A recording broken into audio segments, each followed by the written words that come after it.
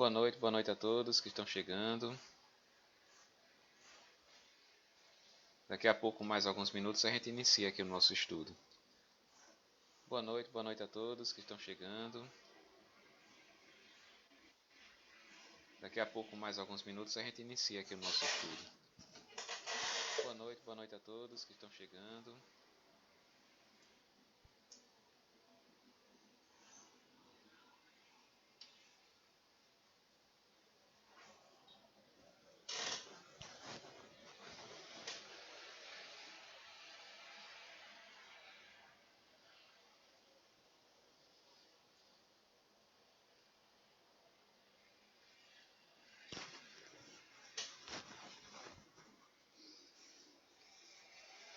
Sejam todos muito bem-vindos a mais um estudo, uma terça-feira de estudo, hoje com o capítulo 11º do livro Amanhecer uma Nova Era. Hoje a gente continua, no capítulo anterior a gente viu como se deu a redenção, né, do Rabino Eliakim Ben Sadoc, e hoje nós vai de certa forma continuar um pouco essa história do capítulo anterior.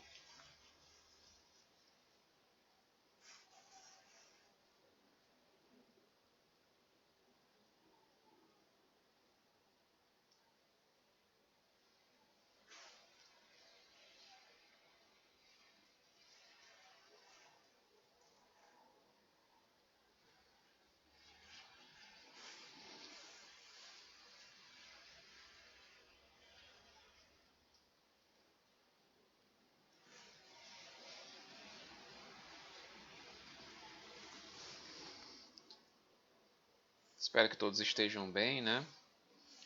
Nessa terça-feira, dia 9 de junho, né? Pelo menos para o meu caso aqui, nós estamos quase que completando o terceiro mês aí de quarentena, né? Eu entrei em quarentena no dia 17 de março, né? Mais aí uns 8 dias a gente completa 3 meses, né? A gente não tem muita perspectiva de quando é que vai terminar, mas é um teste para a nossa paciência, né? A gente que é o que nos resta, né? É aguardar, deixar as coisas nas mãos de Deus e ter paciência. É um teste bem rígido, né? Bem duro a respeito da nossa paciência. Mas vamos em frente, né? Bom, mais uma vez boa noite a todos, principalmente a todos que chegaram posteriormente. Sejam todos muito bem-vindos.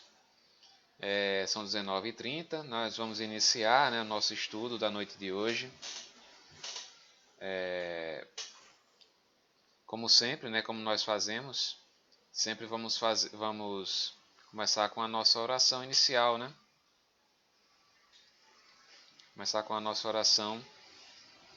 Vamos todos nos irmanar, né, mentalmente, né, elevar o nosso pensamento a Deus, ao nosso Mestre Jesus, para que Ele nos abençoe, para que Ele nos proteja, nos livre de todo mal e de todo perigo. Vamos fechar os nossos olhos e dizer assim: Deus nosso Pai, que sois todo poder e bondade, dai força àquele que passa pela provação, dai a luz àquele que procura a verdade, ponde no coração do homem a compaixão e a caridade. Deus, dai ao viajor a estrela guia, ao aflito a consolação, ao doente o repouso. Pai, dai ao culpado o arrependimento, ao espírito a verdade, à criança o guia, ao órfão o Pai. Senhor, que vossa bondade se estenda sobre tudo o que criastes. Piedade ao meu Senhor, para aquele que vos não conhece.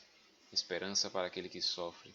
Que vossa bondade permita aos Espíritos Consoladores derramarem por toda parte a paz, a esperança e a fé. Deus, um raio, uma faísca do teu amor pode abrasar a terra. Deixai-nos beber das fontes desta bondade fecunda e infinita, e todas as lágrimas secarão, todas as dores acalmar-se-ão. Um só coração, um só pensamento subirá até vós, como um grito de reconhecimento e de amor. Como Moisés sobre a montanha, nós vos esperamos com os braços abertos. Ó poder, ó bondade, ó beleza, ó perfeição. Queremos de alguma forma alcançar a vossa misericórdia. Deus, dai-nos a força de ajudar o progresso a fim de subirmos até vós. Dai-nos a caridade pura, dai-nos a fé e a razão. Dai-nos a simplicidade que fará de nossas almas o espelho, onde se refletirá a vossa sublime e misericordiosa divina imagem. Obrigado, Senhor, por mais este dia que está por se encerrar, por essa noite de estudo que se inicia no presente momento. Nos dá paz, nos dá coragem para enfrentar as atribulações diárias, hoje, amanhã e sempre, que assim seja. Bom, gente, vamos lá, vamos começar. Hoje o capítulo 11, né? As atividades prosseguem luminosas. Como eu havia dito, a gente viu no capítulo 10, né, aquela história de redenção do Rabino Eliakim Ben Sadoc, em que ele havia maquinado uma invasão à Casa Espírita, né, onde se encontrava Manuel Filomeno de Miranda, mais Dr. Bezerra de Menezes, todos daquele grupo, né, que estavam ali unidos em prol dos trabalhos daquela casa. E ele juntou um exército enorme, né, de criaturas que ficaram ali ao redor do centro, né, e para invadi-lo e destruir os trabalhos. Mas o que é que aconteceu? As criaturas, as entidades que estavam dentro do centro, né, os espíritos de luz que estavam dentro do centro, incluindo o Dr. Bezerra de Menezes, fizeram com que o Rabino entrasse na casa e na casa espírita, e de repente, quando ele entrou e mais alguns asseclas, de repente as portas foram fechadas novamente. Sejam bem-vindos novamente a todos que chegaram depois do início. Eu agradeço profundamente a presença de todos. Bom, então as portas foram fechadas e ele ficou dentro do centro meio que preso, né? Na ideia dele, na ideia do espírito materializado, né? Ele ficou preso, né? Porque na verdade o espírito ele não fica preso, né? Mas era mais por uma questão do parco conhecimento dele a respeito das coisas espirituais, né? Então a ideia dele era que ele era um comandante de um grande exército e iria destruir os trabalhos do centro.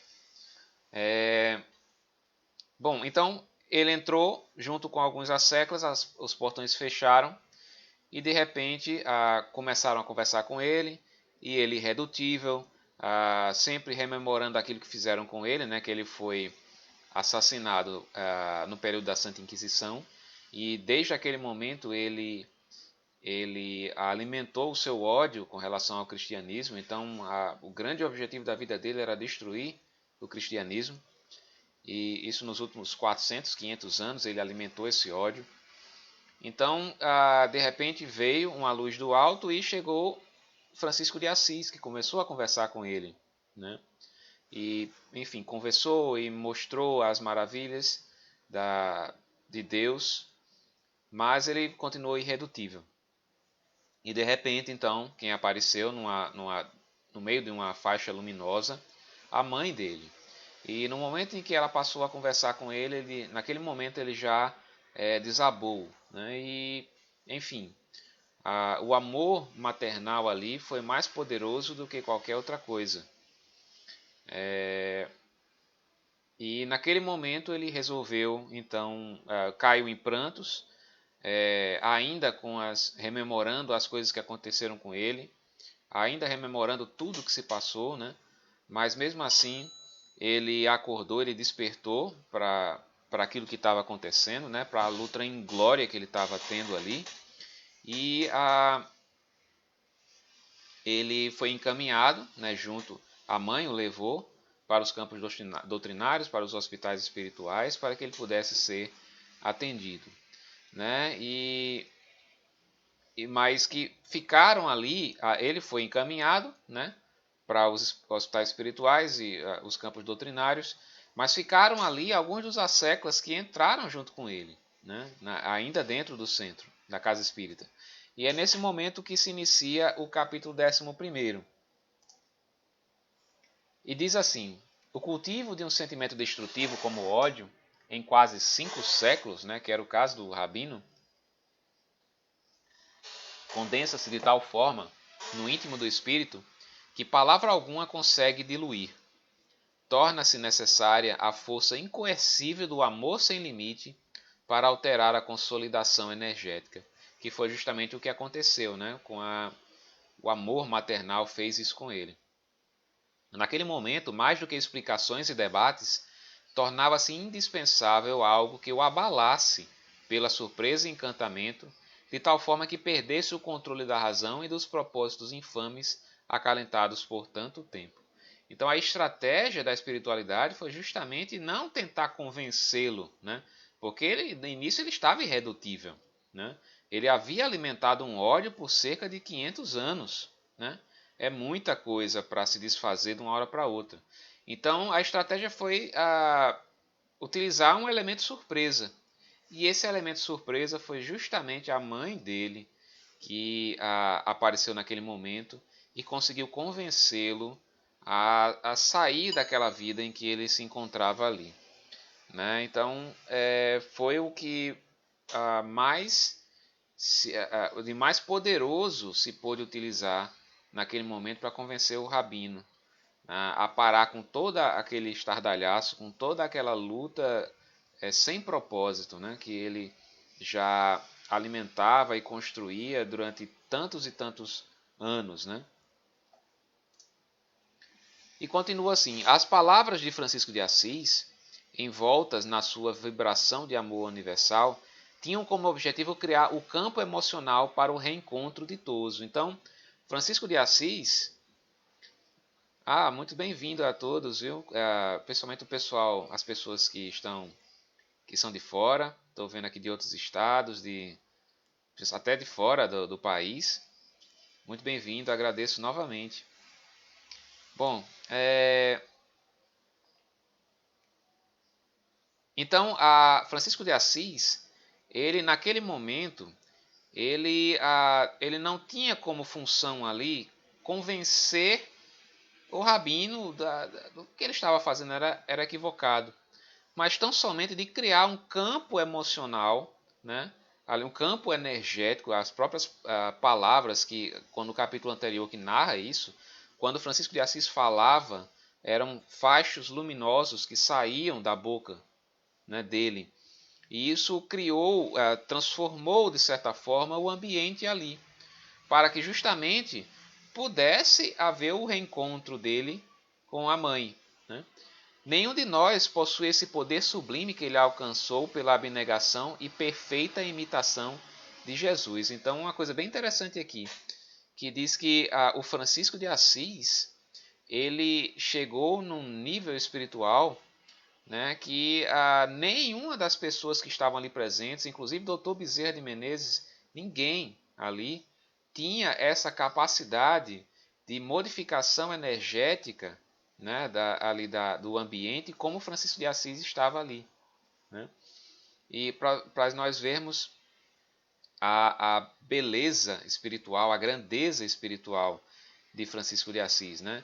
Em que o texto aqui ele chama de perfeito imitador de Jesus, né? É como se a vida de Francisco de Assis aqui, né, tivesse em que ele viveu encarnado, tivesse ocorrido nos mesmos moldes, claro, guardadas as devidas proporções, né? Porque nenhum na questão 625 do Livro dos Espíritos está escrito que o Cristo foi o espírito mais perfeito que já passou por aqui, né? Então ninguém até hoje chegou no mesmo nível do Cristo, assim, nenhum espírito no mesmo nível do Cristo veio até nós aqui, mas Francisco de Assis ele possuía já essa habilidade, né, essa grandiosidade na energia espiritual dele, que ninguém ali naquela casa espírita possuía, nem as entidades de elevado grau que se encontravam lá.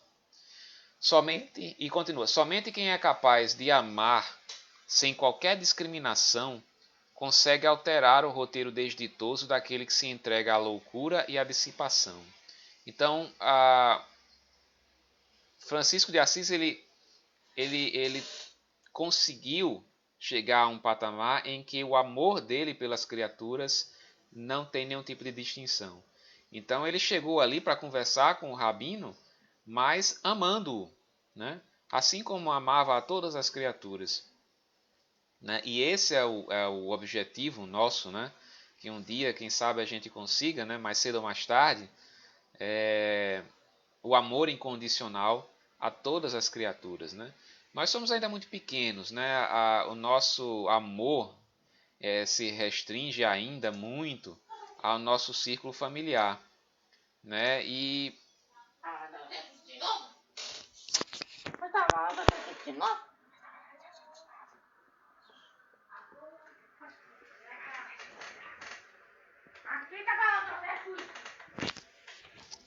bom,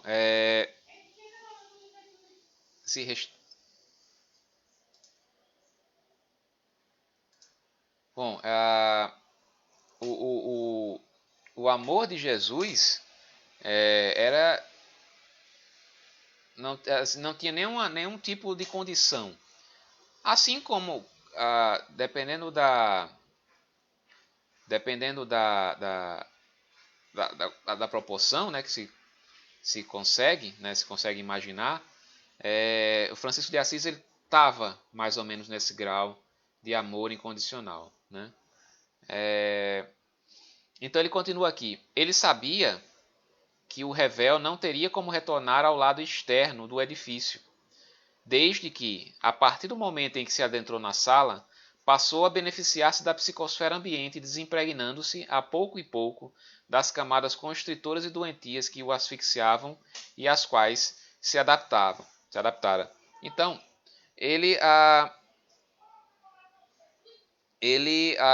a partir do momento que ele entrou na casa espírita, ele passou a absorver. Cília, ele aqui está perguntando aqui o que é que a gente estava fazendo aqui, né? Ele fica curioso, né? Bastante curioso. Eu transmito seu beijo a ele. Então, assim, a partir do momento que o Rabino entrou na casa espírita lá, ele começou a absorver, mesmo sem ele imaginar, mesmo sem ele saber, ele começou a absorver as energias ali que estavam presentes. Né? Então, isso fez com que ele, de certa forma, ficasse preso, mas um preso entre aspas, porque dependendo do livre-arbítrio dele, ele poderia simplesmente dar meia volta e sair. Né? Ninguém iria prendê-lo ali de verdade. Mas a partir do momento em que ele começou a absorver aquelas energias, ele, enfim, de certa forma, ele ficou preso. Logo que seja possível, aí justamente vem contando o que é que aconteceu com ele, depois que ele foi levado para os campos doutrinários, junto com a mãe. Né? Aí Dr. Bezerra de Menezes explica: logo que seja possível, irá trabalhar para libertar as centenas de comparsas que ludibriou e fixou na região infernal onde se homiziou, contribuindo para a mudança de conduta de todos eles, vítimas da própria e da sua insânia. Então, assim, apesar dele ter sido resgatado, de ter sido levado para os campos doutrinários, ficou ainda o débito e aquilo que ele vai ter que resgatar de justamente porque ele criou um exército durante esses 500 anos. Né? Ele convenceu muitos espíritos a agir, né, para alimentar esse ódio que ele nutria. Né? Então ele é responsável, sim, por aquelas criaturas que ele ludibriou. Né? E ele vai precisar ainda de muitos e muitos anos, e muitas encarnações talvez, para justamente poder modificar esse quadro. Ou seja, vai ter ainda muito trabalho, tanto para ele crescer como criatura, assim como também para resgatar os débitos que ele tem para com esses espíritos que ele enganou, né? Que ele levou para sua luta sem propósito. Né? Assim, é importante a gente refletir sobre isso, principalmente quando nós temos o poder de influenciar pessoas, principalmente aqueles que estão mais próximos da gente, que confiam na gente, confiam no que a gente fala. A gente tem que ter muito cuidado naquilo que a gente fala, com o que a gente vai tomar como verdade e repassar para as pessoas, porque isso pode causar sérios prejuízos espirituais, né, para essas criaturas, e nós vamos sim ser responsabilizados por isso. Né? Então, se nós passamos informações equivocadas, se nós convencemos as pessoas a tomarem atitudes equivocadas, nós vamos sim. Claro que existe a parcela de culpa também daquele que se deixou levar, mas nós vamos ter a responsabilidade pelo que acontecer na vida dessas pessoas. Então é muito importante a gente ser sempre vigilante com relação a isso, a nossa responsabilidade com relação ao nosso próximo. E ele continua aqui: ninguém consegue fugir à consciência por tempo total, sendo despertado em momento próprio a fim de recomeçar do ponto em que passou a comprometer-se, refazendo o caminho. Então, é aquela coisa, né? Ninguém é um caso perdido. Eu já falei isso nas outras vezes.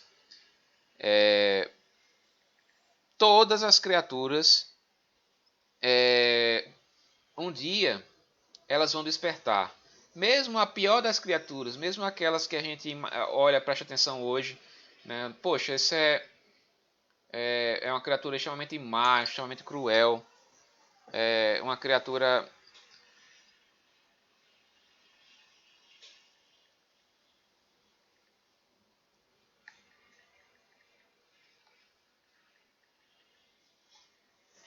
é uma criatura que a gente olha para essa, poxa, é aquela coisa do pau que nasce torto, né?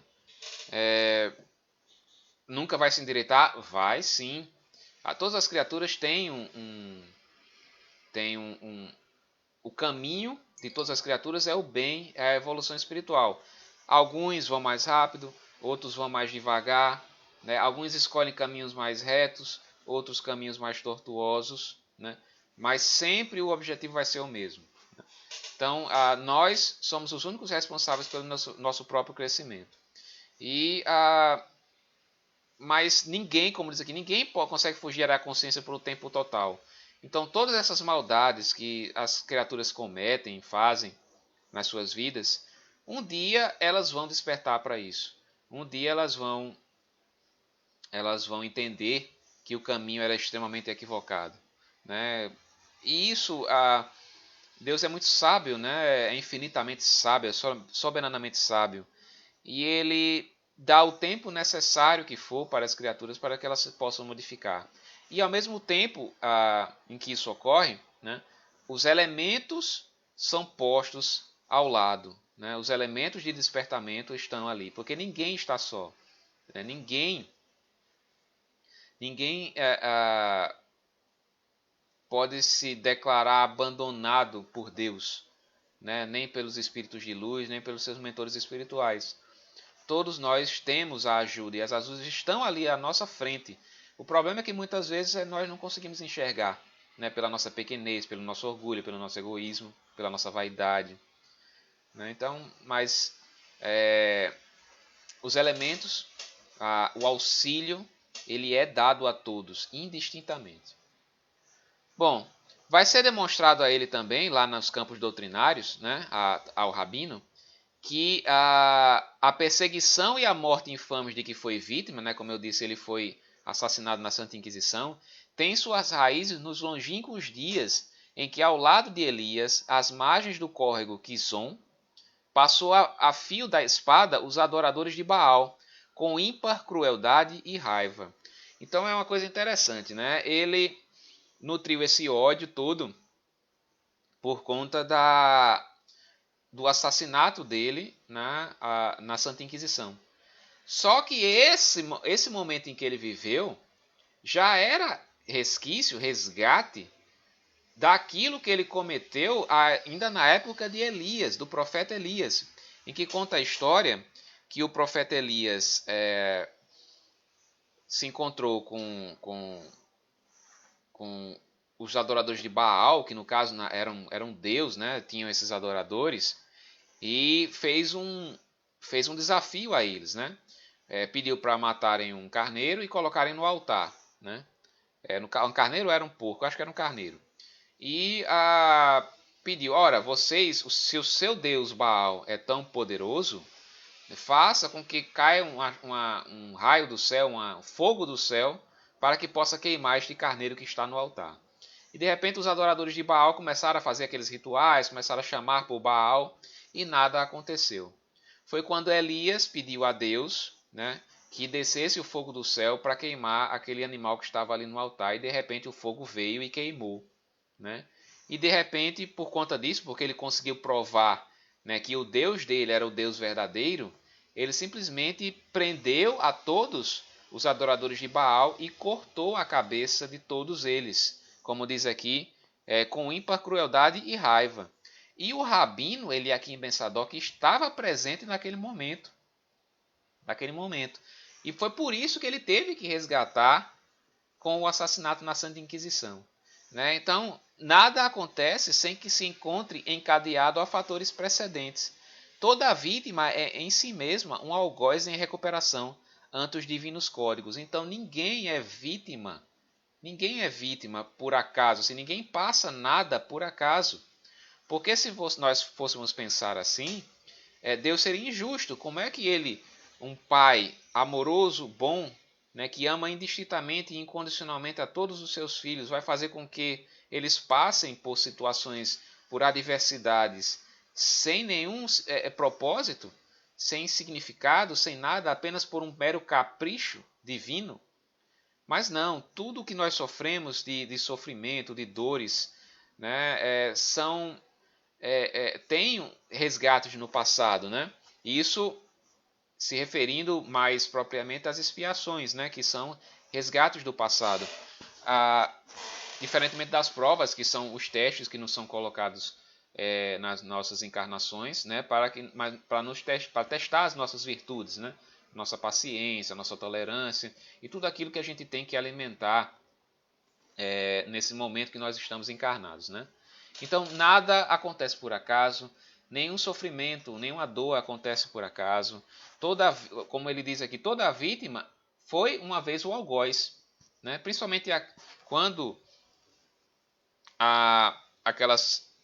aqueles entreveros, né? Aqueles de desafetos, que um faz um mal terrível ao outro. Muitas vezes, se formos olhar para o passado de ambas as criaturas, o outro, que hoje seria a vítima, foi o algoz, né, na vida anterior. E fica esse círculo, como eu costumo muito falar aqui, né, é um círculo vicioso, né, até o momento em que uma das criaturas resolva não mais fazer mal ao outro, né. No caso de Eliaquim ben Sadoc, né, no caso da Santa Inquisição, havia uma necessidade de que isso ocorresse. Não que aquelas criaturas que estavam ali responsáveis pela Inquisição, elas fossem obrigadas a fazer o mal. Não, elas fizeram o mal porque quiseram, né? Mas o rabino ele foi colocado naquela situação justamente para poder sofrer aquilo ali e resgatar os débitos que ele tinha do passado. Inúmeros dos espíritos que se haviam adentrado com o rabino na sala e ali ficaram após a rendição do chefe, optaram pelo retorno, saindo em disparada. Isso lhes foi otorgado porque o livre-arbítrio é sempre a primeira opção, abrindo espaço para os futuros processos de expiação quando a rebeldia é permanente. Então, o que quer dizer aqui? O rabino foi encaminhado para os campos doutrinários, para os hospitais, e todos aqueles asséculos que ficaram ali, houve uma reação diferenciada, diferente em vários deles. Alguns fugiram, outros ficaram lá, né? Outros simplesmente não estavam acreditando no que estava acontecendo. Houve o despertar de muitos, né? Então, à medida que se apresentavam no exterior, aqueles que fugiram, né, davam notícias da rendição do comandante, gerando pânico e desordem entre aqueles que se lhe submetiam.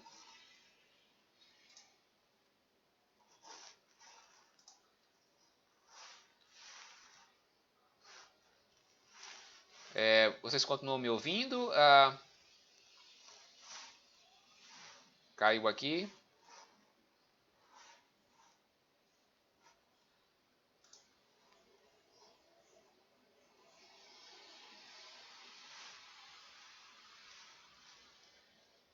Continuam me ouvindo?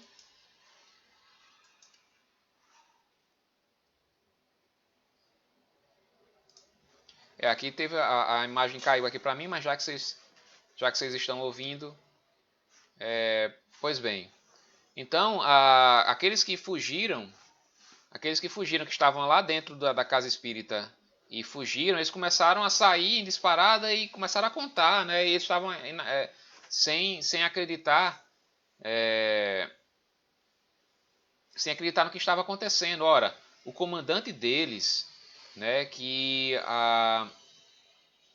o comandante deles, que era, digamos, um ser supremo para eles, né, era quase que um deus para eles, né, porque ele se apresentava como um ser detentor de poderes espirituais gigantescos, né? Então ele se apresentava para aquelas criaturas dessa forma, como se fosse um grande líder.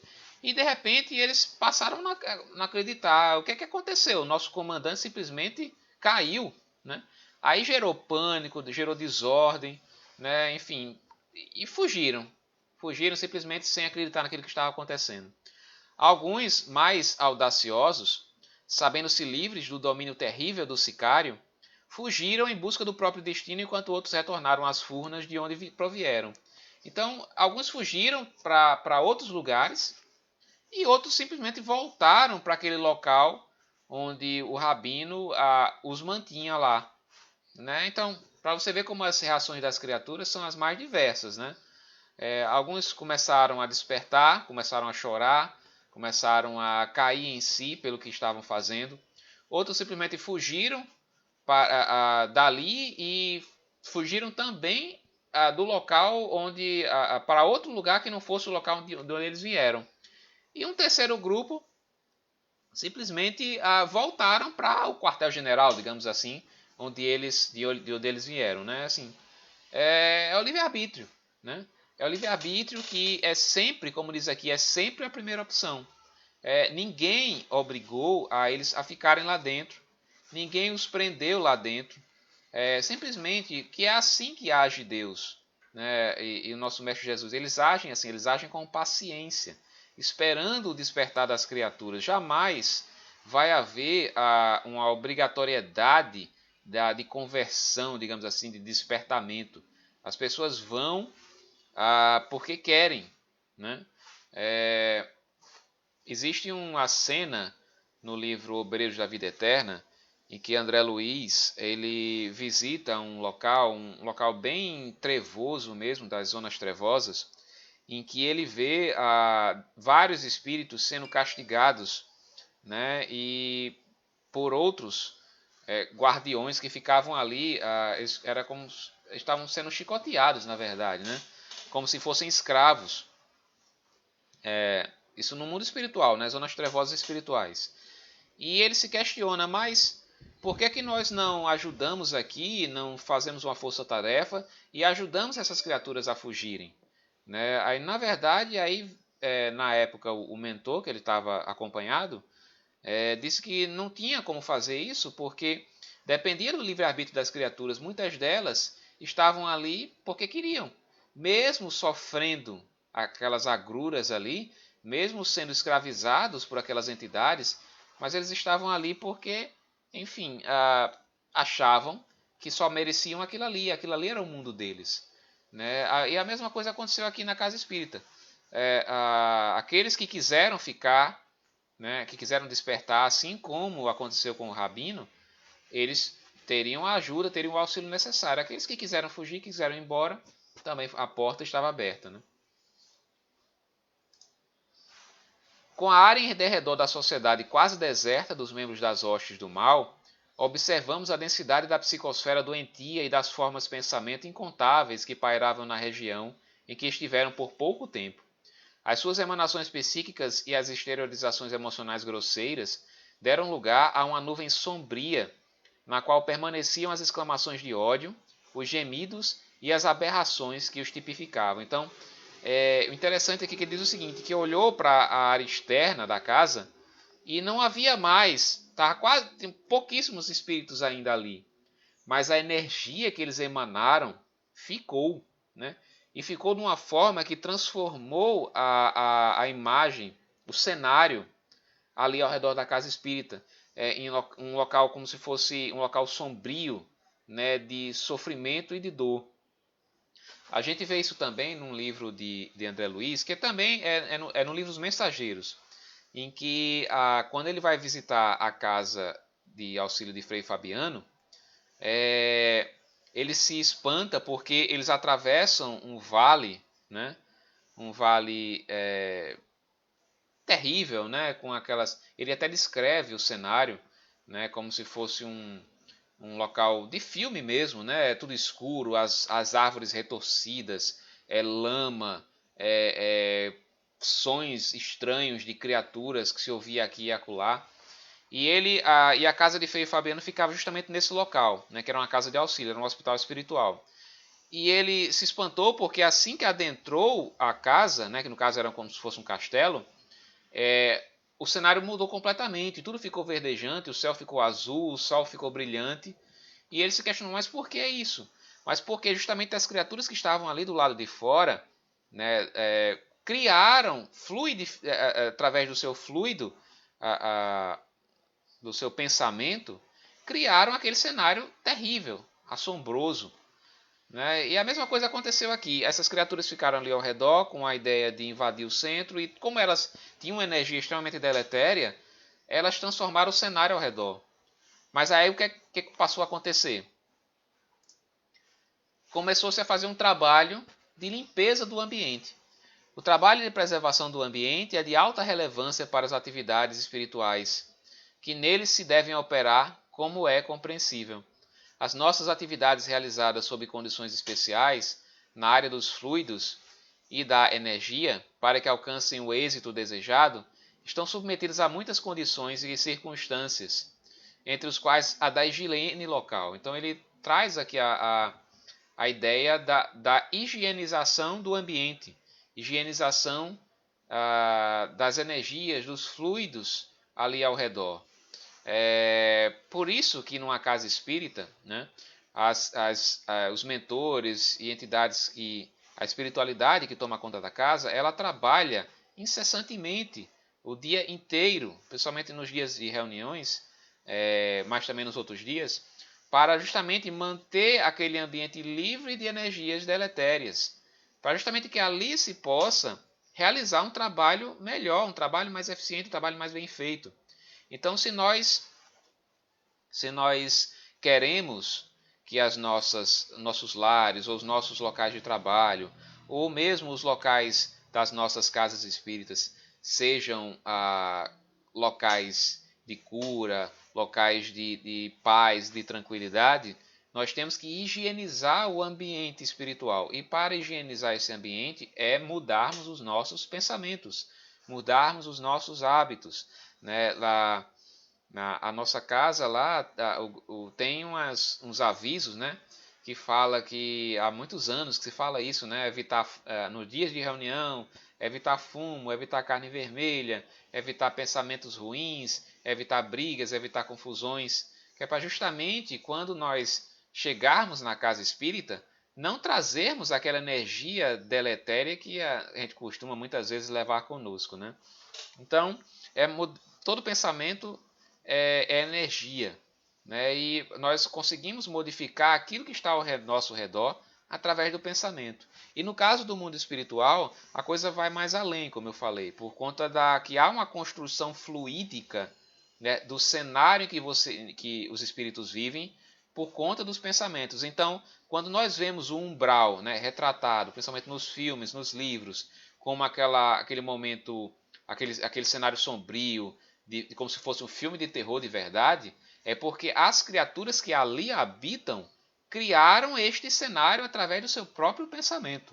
Né? Os espíritos criaram aquilo. Não é que Deus criou aquele cenário feio, aquele cenário sombrio. Quem criou aquilo ali foram as próprias criaturas. E elas estão ali reunidas por afinidade umas com as outras. Por isso que o cenário se torna, o ambiente se torna aquilo que você deseja que seja. É como você decorar a sua casa com uma cadeira que você quer, um armário que você quer, uma tinta de parede que você quer. Né? Então os espíritos eles moldam o cenário que eles vivem. Se eles têm pensamentos de maldade, o ambiente ao redor vai refletir isso aí. Se os pensamentos são de bondade, de bem, de fazer o bem ao próximo e a si mesmo, a humanidade, enfim, todas as virtudes são alimentadas, nós vamos ver o cenário belo, né? Um cenário harmonioso, um cenário tranquilo, um cenário de paz. Então, por essa razão, fazem-se recomendáveis os cuidados para que as reuniões mediúnicas de cura, de atendimento fraternal e de socorro tenham lugar em recintos reservados para esses mistérios, em razão de serem providenciadas defesas e asepsias com frequência, liberando-as dos miasmas psíquicos dos enfermos de ambos os planos que para ali acorrem em busca de auxílio. Então, por isso que é tão importante nós higienizarmos o nosso pensamento, higienizarmos o ambiente da casa espírita para que os trabalhos possam ser melhor aproveitados ali. Pois bem, Anacleto a gente viu nos capítulos anteriores, né? Eu acho que foi no capítulo 8º ou 7º, se não me engano, em que ele era um membro da casa espírita, um dos fundadores, inclusive, que ele, depois do desencarne da sua esposa, ele começou a ter uma vida desregrada, ele começou a frequentar locais de prostituição, né? Inclusive chegou a furtar, né, valores da caixinha do centro, né? Só que o que aconteceu com ele? Ele começou ele teve um encontro espiritual, né, em desdobramento, houve um tratamento espiritual com ele, onde foi visto que ele estava sendo sugado energeticamente por vários espíritos ovoides, né? Eu expliquei na época do capítulo o que é um espírito ovoide, né? Mas eu vou repetir aqui, são espíritos que por conta da monoideia, por conta do ódio que eles sentem, a ideia fixa no ódio, eles modificaram involuntariamente o seu perispírito até perder a forma humana. Então eles se tornaram uma massa compacta como se fosse um ovo, né?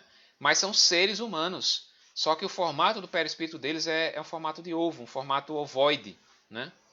E eles estavam ali ligados a Anacleto por conta justamente do Rabino Eliakim Ben Sadoc, que havia utilizado esses ovoides, que na maioria das vezes são utilizados apenas como instrumentos do mal, né, para poder sugar as energias de Anacleto e atrapalhar os trabalhos da casa espírita. Então, Anacleto ele teve um tratamento espiritual, vários dos ovoides foram retirados, mas ficou um. Ficou um que estava tão preso a ele, às ideias dele, né, que não foi possível retirar naquele momento. E Anacleto, no dia seguinte, né, a esse tratamento, pediu perdão aos membros da Casa Espírita por suas atitudes. Inclusive, ele confessou ao presidente da Casa Espírita que havia furtado valores e tal, e que pediu perdão, mas os membros da Casa Espírita, assim, sem titubear, o perdoaram. Disseram que o fato dele estar ali humilde, pedindo perdão a todos, já falava muito do caráter dele, e também pelo passado que ele tinha, né, naquela casa, e que apenas houve um momento de estrago depois do desencarne da esposa dele, então eles aceitaram sem nenhum problema, né? Então, durante o período em que foi mantido o encontro, né, de Anacleto com os membros da casa espírita, o efeito da mudança de foco mental do companheiro equivocado O ser ovoidal que ele se lhe encontrava, o último, né, que não foi retirado, que se lhe encontrava imantado ao chakra coronário, agitava-se e emitia sons inarticulados que traduziam revolta e agressividade, o espírito ali, né? E porque a conversação avançasse no rumo da paz e da saúde moral, com o pensamento do enfermo totalmente voltado para o bem, o tubo que culminava numa forma de ventosa, né? O ovoide era ligado, tinha um tubo e se ligava a Anacleto através de uma ventosa, como se fosse um polvo, né? Um tentáculo de polvo. Afrouxou e deslindou-se, fazendo com que o espírito tombasse no solo, ou seja, a mudança de pensamento de Anacleto fez com que o espírito, o laço que ele tinha com aquele espírito simplesmente se desfazesse, se desfez, o laço se desfez. Como se estivesse esperando essa ocorrência, Dr. Bezerra ergueu, com as próprias mãos, ergueu o ovoide, né, e falou-lhe docemente que repousasse daquela luta em glória. Isso é que é amor pelas criaturas. Você, uma criatura como esse ser ovoidal, que é um ser humano, mas é com uma aparência deformada, com uma aparência monstruosa, que seria com uma massa compacta, deformada, e simplesmente o Dr. Bezerra pega ele nas mãos, né, e docemente e com o maior amor do mundo disse que ele repousasse, né, daquela luta sem propósito que ele estava ali, daquela vida sem propósito que ele estava ali. Isso é uma cena realmente muito tocante, né, assim, de amor, né, de Dr. Bezerra. As obsessões começam a diluir as constrições sobre o enfermo, quando esse resolve-se pela mudança das paisagens mentais que agasalham os parasitas espirituais. Então, houve a mudança de pensamento de Anacleto e simplesmente o obsessor ele se afastou. E assim ocorre com qualquer um de nós.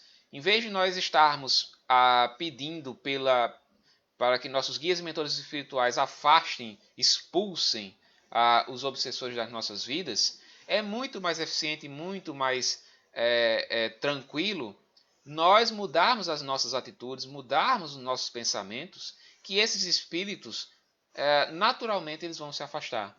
Claro que tem aqueles que têm uma rixa, um desafeto, né? Mas mesmo assim, através da nossa mudança de hábito, da nossa mudança de pensamento, nossa mudança de foco, eles um momento vão se afastar. E aconteceu isso com o Divaldo Franco, né? Que ele tinha um obsessor durante muitos e muitos anos, e ele simplesmente se afastou e hoje é um grande amigo de Divaldo, né? Por conta justamente dos trabalhos que Divaldo faz, inclusive fez acolhendo a mãe desse obsessor, né? Quando retornou encarnada numa criança entregue na porta da mansão do caminho. Pois bem, as obsessões começam a diluir, dando-lhe sustentação pelo tônus energético de que se constituem. Por essa razão, não libertamos desse último explorador, favorecendo com a liberdade de escolha psicoterapêutica derivada da própria vontade. Então, no caso, esse último obsessor ele não foi desligado naquele momento porque preferiu-se que houvesse uma mudança de hábitos de Anacleto e que, por conta dessa mudança de foco, de hábito, de pensamento, Dr. Bezerra e todos aqueles que estavam tomando conta sabiam que esse laço ia se desfazer. Pois bem, aí vem um retorno de uma outra personagem que a gente também viu nos outros capítulos, ela é Martina, né, que é aquela que era uma prostituta e que estava grávida do seu explorador, né, do seu rufião, e ele estava insistindo para ela abortar e ela simplesmente estava naquele dilema e o seu guia espiritual pediu que ela adentrasse na casa espírita e naquele momento ela teve os tratamentos, prestou atenção nas palestras e, enfim, ela saiu de lá, da casa espírita, depois da reunião, com um pensamento mais renovado. E de repente, à noitinha, alegramo-nos por encontrar a jovem Martina. Desde o primeiro encontro, quando foi induzida a adentrar-se pela instituição, não mais voltou ao bordel de luxo, havendo-se impedido qualquer comunicação com seu explorador encarnado. Então ela abandonou a prostituição. A mãezinha em processo de renascimento, que no caso, quem tiver mais interesse na história, porque eu não vou recontar aqui porque é uma história grande, né? A mãe dela, né, que tinha tido um atrito com ela culpava muito a mãe pelos problemas que ela estava vivendo, né, iria reencarnar justamente nessa criança que ela estava pensando em abortar, né? E a mãezinha, agora em processo de renascimento, foi tomada de incomparável júbilo quando ouviu a filha informar a decisão de levar adiante a gravidez. Nosso mentor, que acompanhava o diálogo conosco, murmurou: a vitória do bem é sempre o resultado final de qualquer cometimento. Mais vidas sempre serão resgatadas pelo amor. O amor é a força mais poderosa que existe no mundo. Não há nenhum ódio, nem nada que se possa comparar. E as vidas, como ele diz, vidas são salvas pelo amor.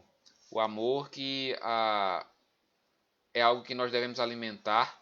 Não esse amor mesquinho, material, mas o amor fraterno, o amor incondicional, o amor que Jesus demonstrou para com todos aqui quando esteve aqui encarnado conosco, com a humanidade, né?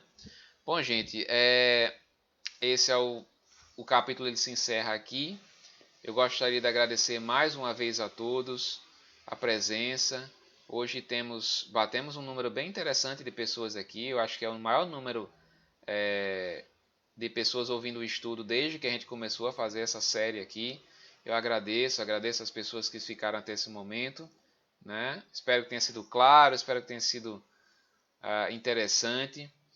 Então, muito obrigado e daqui a pouco nós vamos encerrar fazendo a nossa prece final.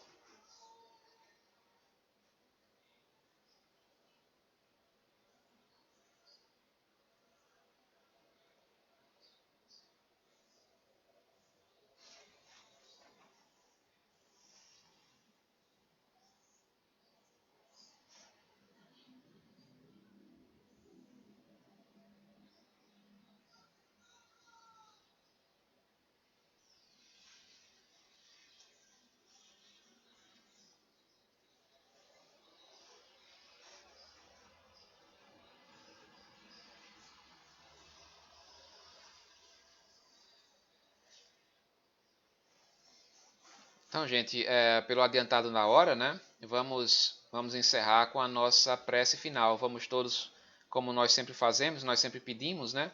Vamos todos elevar o nosso pensamento a Deus e fazer um Pai Nosso mentalmente em casa, onde vocês se encontrem, né? Vamos fazer a prece que o próprio Senhor nos ensinou. Pai nosso que estais nos céus, santificado seja o vosso nome. Venha a nós o vosso reino, seja feita a vossa vontade, assim na terra como também nos céus. O pão nosso de cada dia do corpo e da alma nos dai hoje. Perdoa as nossas ofensas e dívidas, assim como nós perdoamos aqueles que tanto nos têm ofendido. E não nos deixeis cair em más tentações, mas livra-nos, Senhor, de todos os males, porque Teu é o reino, o poder e a glória para todo sempre, que assim seja. Muito obrigado mais uma vez, que Deus nos abençoe. Vamos orar por todos que estão nesse momento de pandemia. Vamos orar pelas criaturas que estão em sofrimento, né, por todos mesmo, por nós, pela cidade de Bom Jesus, que estão aqui pedindo oração. Que Deus nos abençoe e nos proteja sempre.